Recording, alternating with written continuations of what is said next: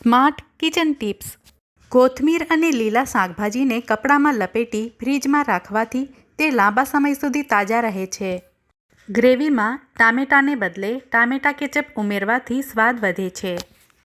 તળવાનું તેલ બળી ન જાય તે માટે તેમાં 1 ચમચી મીઠું ઉમેરો. બદામને પલાળવાથી તેને સરળતાથી કાપી શકાય છે.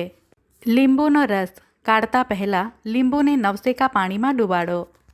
ભીંડાનું શાક ચીકણું ન થાય તે માટે તેમાં 1 ચમચી દહીં ઉમેરો. મગફળીને શેકતા પહેલાં તેમાં થોડું પાણી લગાવવાથી વધુ સ્વાદિષ્ટ અને ક્રિસ્પી બને છે. ગ્રેવીનો સ્વાદ અને રંગ વધારવા માટે ડુંગળીને ફ્રાય કરતી વખતે અડધી ચમચી ખાંડ ઉમેરો. આખા લીલા પાંદડાવાળા શાકભાજી રાંધતી વખતે તેમાં થોડો બેકિંગ સોડા ઉમેરવાથી તેનો રંગ લીલો રહે છે.